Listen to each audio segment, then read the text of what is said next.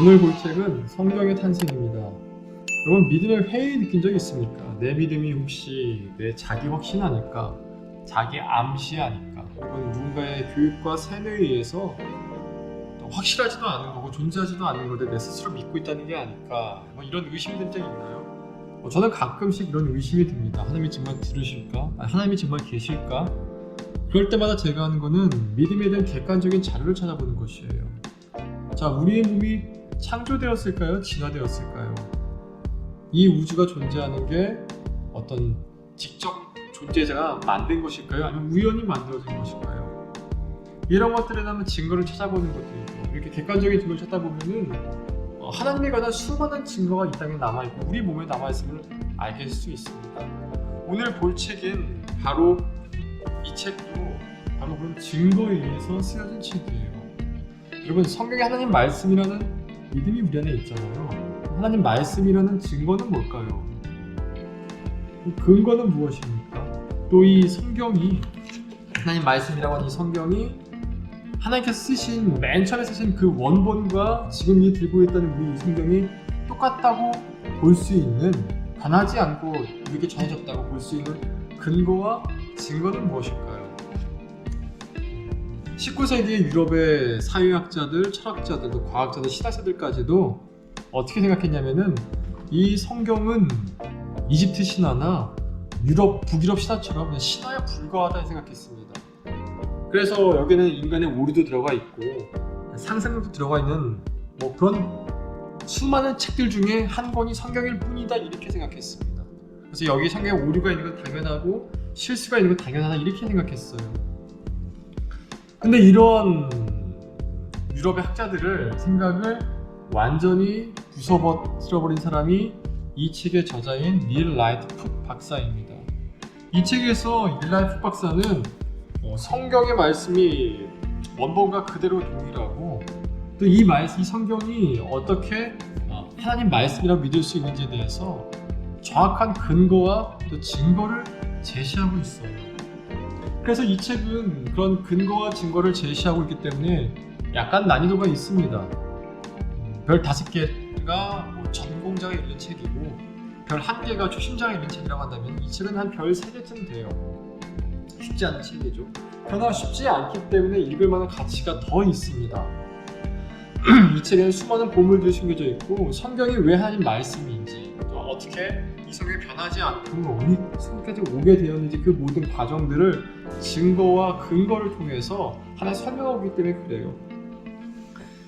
그래서 여러분, 이 책을 오늘 북 리뷰해 볼 것인데 한번 3가지 흐름을 얘기해 볼게요. 3가지 흐름이 이 책에 나오는데, 첫 번째는 성경을 하나님 말씀으로 믿을 수 있는 근거와 증거는 무엇인가. 두 번째는 이 성경이 처음 쓰여진 원본과 동일하다고 보는, 즉 변질되거나 첨삭되지 않다고 보는 근거와 증거는 무엇인가.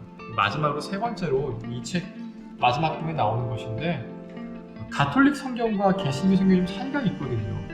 그럼 가톨릭 성경과 개신교 성경 둘 다 하나님 말씀이라고 얘기하는데 왜 이 둘은 차이를 보이는가? 한번 이 3가지를 중점으로 해서 이 책을 한번 간단하게 리뷰해 보려고 합니다. 어디부터 얘기를 시작할까 하다가 3번째 질문부터 한번 시작해 볼게요. 왜 가톨릭 성경과 개신교 성경은 둘 다 하나님 말씀이라고 얘기하는데도 불구하고 차이를 보이는가? 16세기 전까지만 하더라도 가톨릭 성경과 개신교 성경은 동일했어요. 한번 여기부터 얘기해보죠. 가톨릭 성경은 구약 46권, 신약 27권, 총 73권으로 되어 있고, 개신교 성경은 구약 39권, 신약 27권 되어 있고, 유대교의 경전은 구약 39권으로 되어 있습니다. 즉 개신교와 유대교는 구약은 동일해요. 가톨릭만 다를 뿐이죠. 그럼 왜 다르게 되었느냐? 16세기까지만 하더라도 가톨릭 성경은 동일했습니다. 39권, 27권이었어요. 39권이 신약 27권. 그러다가 16세기 1917년인가요? 그때쯤에 마르틴 루터가 종교개혁을 일으키죠. 종교개혁의 모토 중에 하나가 솔라 스크립투라, 오직 성경이었어요.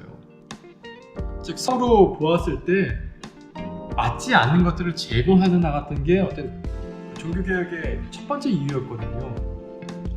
근데 이 마르틴 루터가 성경을 가져와서 가톨릭 교리나 또 가톨릭의 전통을 비교하다 보니까 성경과 반대되는 게 너무 많았습니다. 첫 번째가 면죄부가 있었죠. 구원받는 것이 예수 그리스도를 믿는 믿음으로 되는 것이 아니라 헌금으로 된다.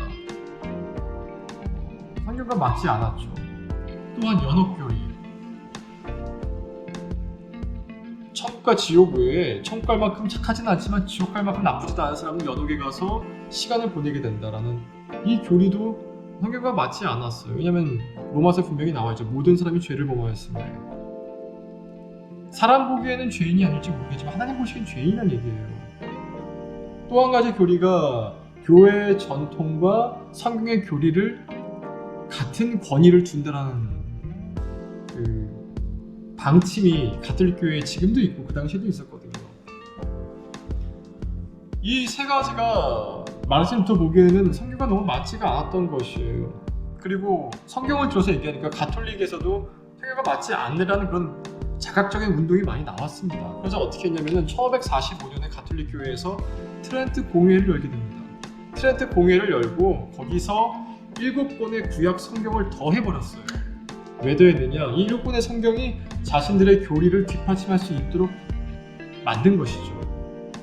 이 7권의 외경, 즉 성경은 아니지만 성경과 비슷한 시기에 쓰여진 종교적인 책들을 가져와서 성경으로 넣어버린 것이에요.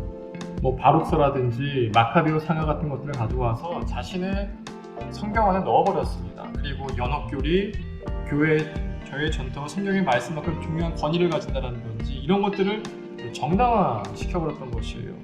그래서 16세기 이후로 가톨릭 성경이 정확히는 46권이 되어버립니다.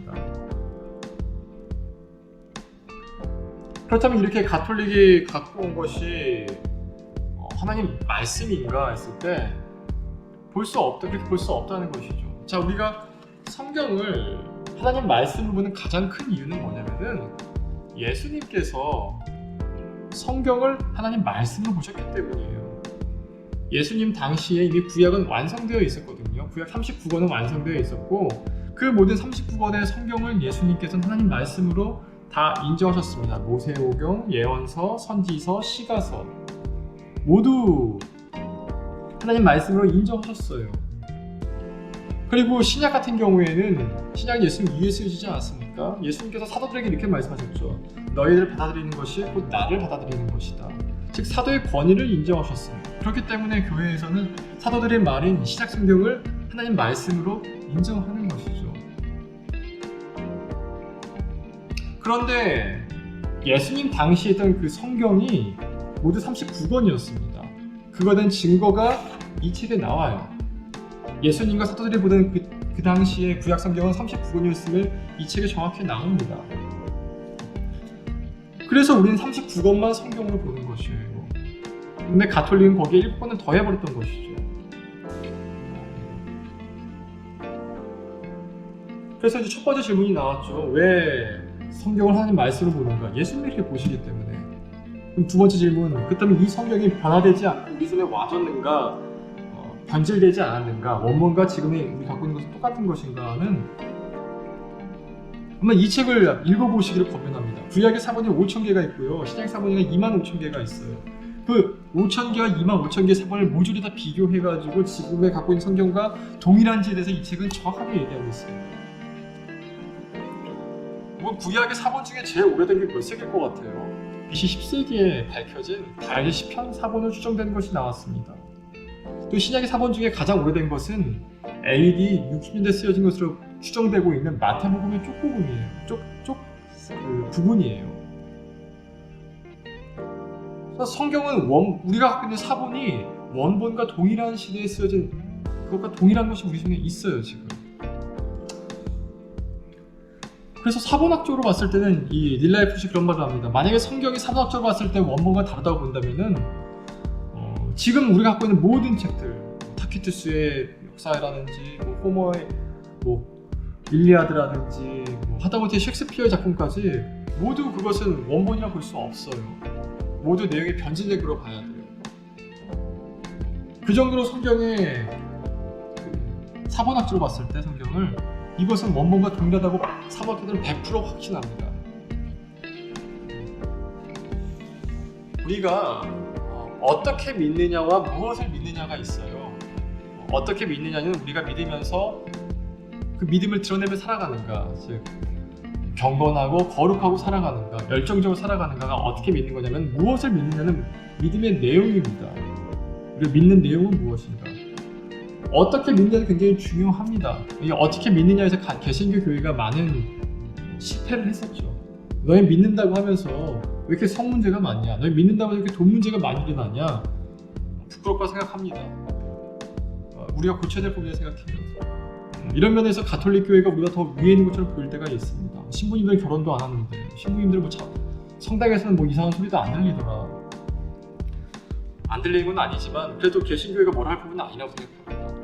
그러나 여러분, 어떻게 믿느냐도 중요하지만 무엇을 믿느냐도 굉장히 중요해요. 여기 다리가 하나 있습니다. 다리가 하나 있는데 이 다리가 썩은 다리예요. 건너가면 무너지게 되어 있어요. 근데 나에게 강한 믿음이 있습니다. 이 다리는 안 무너질 거야, 안 무너질 거야, 안 무너질 거야. 그럼 다리가 안 무너집니까? 아무리 강한 믿음이 있어도 다리가 썩어지면 무너지게 되어 있습니다. 어떻게 믿느냐도 중요하지만 무엇을 믿느냐도 굉장히 중요한 것이에요. 이 무엇을 믿느냐에서 이 성경의 탄생은 이 성경이 왜 확실한 책인지를 분명히 증거하고 있습니다. 그래서 한번 여러분 읽으시면 믿음에 큰 도움이 될 거라 생각합니다. 이번 분리교는 여기까지 하겠습니다. 고맙습니다.